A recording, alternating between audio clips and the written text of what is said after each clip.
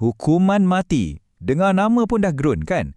Ini kira hukuman yang paling berat, paling muktamad sekali, di mana negara sendiri yang mengambil nyawa seseorang sebagai balasan atas jenayah yang dia lakukan. Topik ni memang sangat kompleks, penuh dengan emosi dan sentiasa mencetuskan perdebatan hangat tentang apa itu keadilan, hak asasi dan nilai sebenar sebuah nyawa. Okey, untuk kupas isu yang berat ni, kita akan pecahkan kepada beberapa bahagian. Kita mulakan dengan satu kes jenayah yang memang menggemparkan satu Malaysia. Lepas tu, kita akan fahamkan asas hukuman tu sendiri. Kita tengok macam mana dunia berpecah pendapat dan kita timbang hujah-hujah dari kedua-dua belah pihak. Akhir sekali, kita akan lihat undang-undang di Malaysia dan berdepan dengan satu soalan moral yang paling sukar. Kadang-kadang, untuk faham satu isu besar macam ni, kita kena tengok pada satu kisah benar.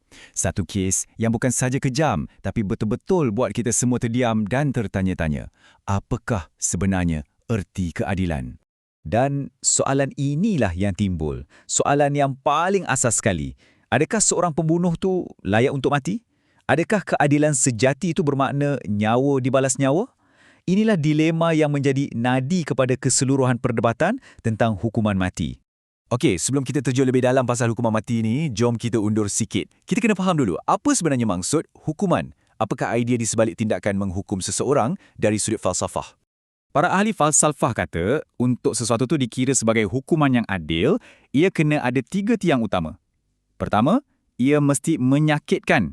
Kedua, ia mesti setimpal, kena dengan kesalahan yang dibuat.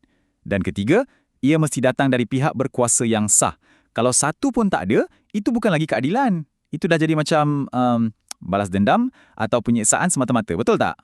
Dan benda ni bukan setakat bincang dalam buku falsafah je tau.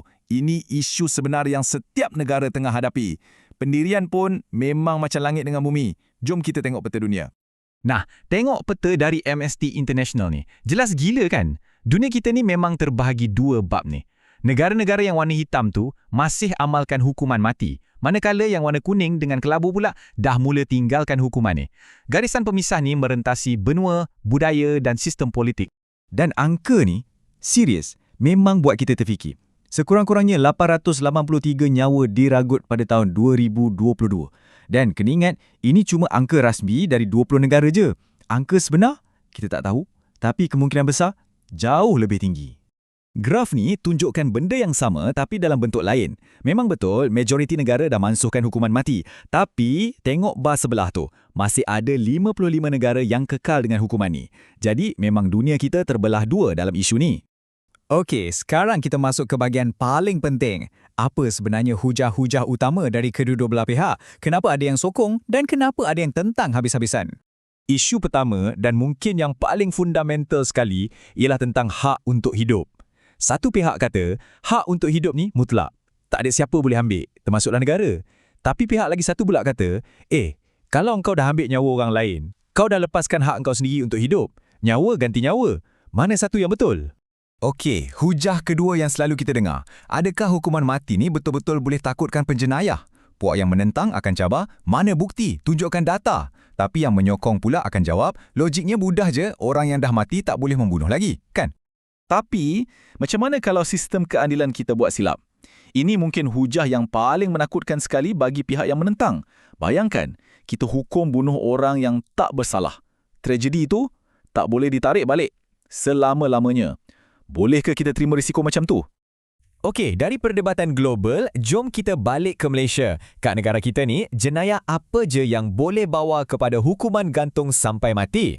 Kalau kita tengok kanun keseksaan, hukuman mati ni untuk kes-kes yang paling serius je.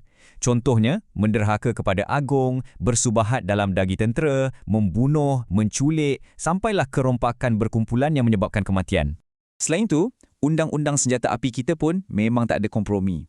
Ini menunjukkan betapa seriusnya negara kita pandang jenayah bersenjata. Bukan setakat edar senjata api je tau, melepaskan tembakan dengan niat nak cederakan orang pun boleh kena hukuman mati. Jadi, lepas kita tengok semua undang-undang dan hujah-hujah tadi, kita pusing balik ke soalan asal. Satu dilema moral yang sangat dalam antara keadilan dan belas kasihan. Dan menariknya, perspektif dari perundangan Islam pun ada disentuh. Ia ada satu kerangka yang seimbang. Memang ada konsep kisas, iaitu pembalasan setimpal, nyawa dibalas nyawa. Tapi, pada masa yang sama, ia sangat-sangat tekankan tentang pilihan untuk memaafkan. Keluarga mangsa boleh pilih untuk ampunkan atau terima bampasan. Jadi ia bukan sekadar hukum, tapi ada ruang besar untuk kemanusiaan dan kemaafan. Pada penghujungnya, memang tak ada jawapan yang hitam putih. Kupasan kita kali ini tak bagi jawapan. Sebaliknya, ia tinggalkan kita dengan satu persoalan yang setiap daripada kita dan masyarakat kita kena fikirkan sendiri. Dalam kita nak cari keadilan, kat mana sebenarnya kita nak letak garisan antara pembalasan dan kemanusiaan?